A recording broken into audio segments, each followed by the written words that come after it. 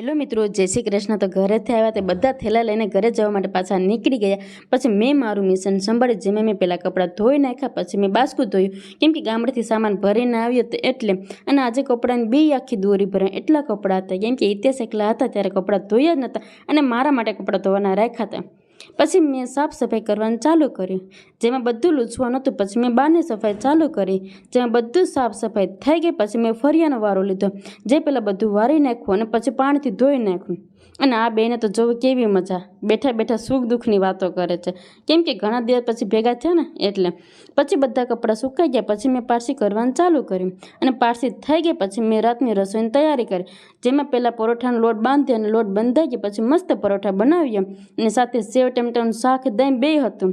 પછી અમે બધા સાથે જમવા બેસી ગયા। તો ચાલો બધા જમવા, ને અમારી ચેનલને લાઇક, શેર અને સબસ્ક્રાઈબ કરવાનું ભૂલતા નહીં।